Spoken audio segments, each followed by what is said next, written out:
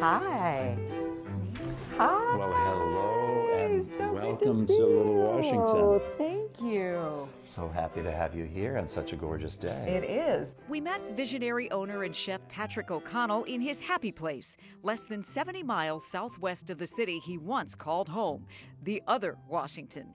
This world-renowned culinary sanctuary with fans around the world started out as an old building with an uncertain future. 45 years ago, the room we're sitting in had been the grease pit, and the lift to take the cars up was in the center of this space here.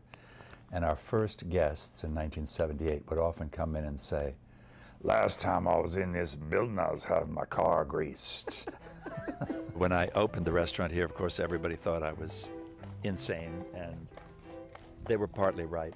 Back then, the meals were just $4.95, but a review in the Washington Star changed everything about the elevated dining in the little-known town of Washington, Virginia. The reviewer claimed it to be the best restaurant in a radius of 150 miles. And then, because it was still very cheap, all of DC descended on us. And 45 years later, it is still the place to be. It's earned every award, along with 3 Michelin stars. This is the place where celebrities and the political elite come to celebrate. We have arrived.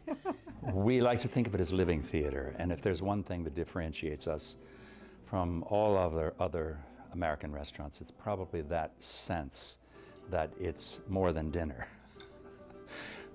It's dinner and a show, and it's the guest who is the star. But before you even take your seat, the team is taking your pulse. We rate the moods of the guest on a 1 to 10, so the whole staff can be alerted if somebody has a low mood rating. And we How would you know that? body language, intuition. They try to never say no to a guest, but there are times when the Inn at Little Washington has received an unusual request. So we did have a very famous performer, singer, whose name escapes me for good reason. But she sat down and the waiter said, "May I bring you anything to start?" And she said, "A 7-ounce tin of caviar, a mirror, and a razor blade." And that was unexpected. Extraordinary is expected every day, but I'm told the team here at the Inn doesn't take themselves too seriously, like the time they put mannequins in the restaurant during the pandemic. It gave you the feeling, especially at night, that people were here. And then we got a theater company to dress them. And then we went further, we were feeding them. These days, tables are full, especially the ones in a certain part of the restaurant. You don't want anybody behind you. You want to see what's coming. You want to see what's coming at all times. So you usually find that corner tables protected from the back are most enjoyed. The hallmark of service here means the team is always trying to surpass expectations, which leads us to this room, the conservatory. It is the newest space within the Inn and one of the many changes Chef O'Connell is bringing to this quaint town. When you come in, you really don't know if you're indoors or outdoors because you're both. Our new expansion will take place behind this wall, and all of this will be connected to a new courtyard, a new arrivals area, and a kind of a carriage house in the rear. To see more of the transformation, we took a walk outside. We call this meadow the Field of Dreams. Would you like to take a ride on the carriage? I'd love that. Okay, all right. It's the best way to see the town.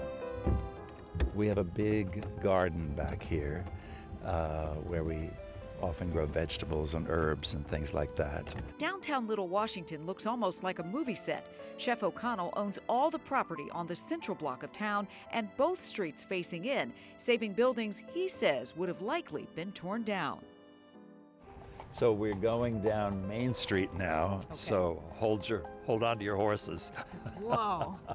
There are new shops, cottages to develop into new guest rooms, buildings for staff, private gardens, and their newest cafe, Patios, an ode to Chef O'Connell's childhood nickname. You're either growing or dying. There's no standing still or in between. So you have to reinvent and you have to forge forward every day. Much of that innovation ends up on a plate that emerges from O'Connell's defining kitchen at the end with its 3 Michelin stars. So you know we had to get a little cooking lesson. We're going to show you something you can actually make at home. We're going to take a very simple concept of how to cook scrambled eggs, and we're going to dress them up. We will begin to cook our eggs in a double boiler. I'm going to taste it first to be sure that it is as it's supposed to be.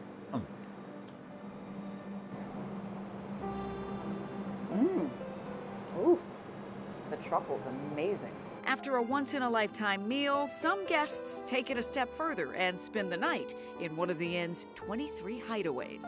So we named this suite after Alice Waters. Each one is named for a culinary pioneer who stayed at the inn and was a source of inspiration to help elevate American cuisine. Wow. What a view. When you look down on it, you can see that wonderful old town hall. And this is the site of our new expansion over here on that lot. With a careful eye always on the details, you'll often find Chef O'Connell tasting food by day and driving around at night looking for burned out light bulbs. And sometimes he gets to take in all that he's created in his second hometown. The air is extremely clean, invigorating, good for the appetite. Yes. Which is what this is all about. That's right. Stay hungry. A metaphor for life. Stay hungry.